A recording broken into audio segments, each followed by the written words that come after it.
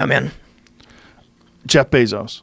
Oh, yeah, Jeff Bezos. Man. How crazy is the National Enquirer allegedly, we should say allegedly. I believe. Allegedly. I don't want to get sued. Tried to extort him.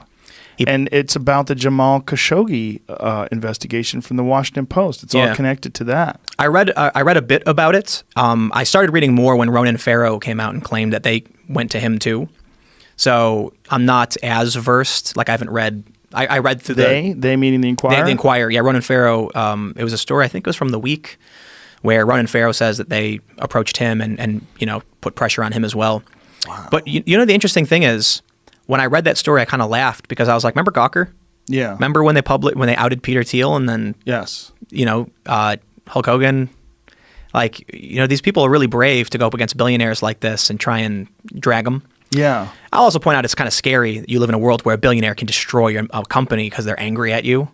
But it's also kind of scary that they can use this to extort him so that he takes the Washington Post, or they were attempting to get him to take the Washington Post and remove a legitimate news story about an actual murder. I don't trust the Washington Post, but, that's an aside.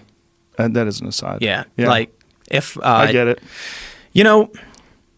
When I look at what the National Enquirer did, it just reminds me of what the media does. Mm-hmm. They know what they can do, and they know how to do it. The media is influence, it's power.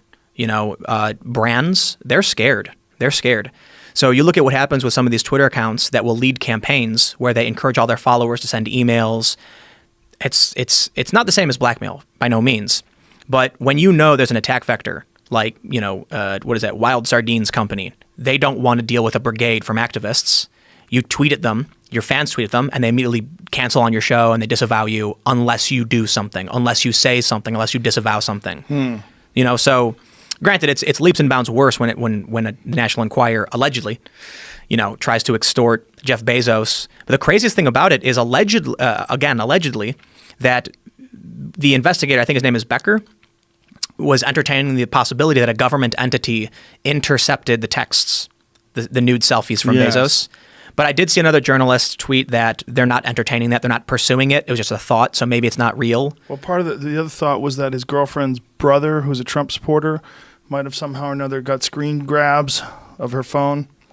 It was really interesting when Bezos said because he owns the Post, people presume he's their enemy. Yeah. And that's another point I would bring up too when it comes to like banning Alex Jones. Just because someone's reporting something doesn't mean they're advocating for it.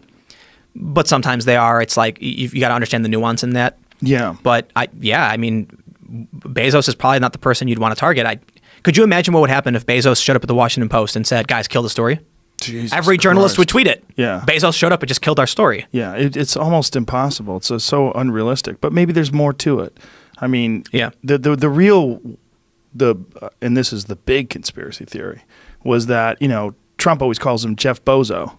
Right. Someone from that side is involved in this. Yeah. And, because Trump's always had this relationship with the Enquirer. That's the big conspiracy. Yeah, right.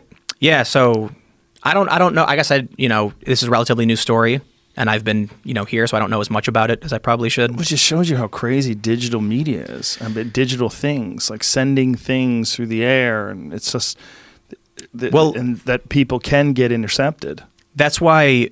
when I mentioned earlier the potential for civil war, like we don't know what it could look like. This could be it. It could be special interests using information. It's the information war, things that people have talked about. I was thinking about this a while ago. It's like, man, why did people shoot each other 100 years ago? I mean, still do, but like, World War II, why were they running it? Because they wanted to gain control. They wanted to centralize power, or they wanted to, push an ideology or a government or expand their power. You don't need to shoot somebody to do that. You just need to convince them you're right. Or you need to get them to fight each other. So I think it's fair to say, the Russians are absolutely screwing with us. But we've learned through, if you trust the reporting, and it's hard to know what's real or not, that the Russian campaigns were not only promoting Trump supporters, but they were promoting Black Lives Matter. Why? To get them to fight. Well, they weren't just doing that. There's a fantastic podcast that Sam Harris released recently with this woman. Let me get her name so I can... see if you can find it, Jamie. It's called The Information War. That's the name of the podcast. But they were doing all sorts of different things, like not just trying to... Renee DiResta. And I'm working on getting her down here soon. that they also had like Texas culture.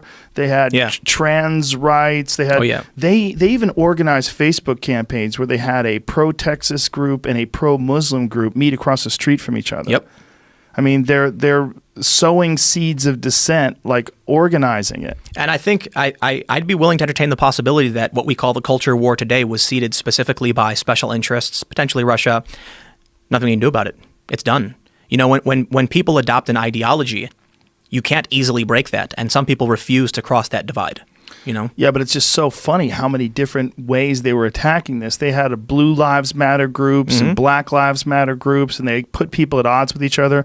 And one of the big ones that they did was they targeted African Americans and were trying to get them to vote for anyone other than Hillary. And this is like an engineered campaign that Jill Stein's our vote. And like, we can't vote for Hillary.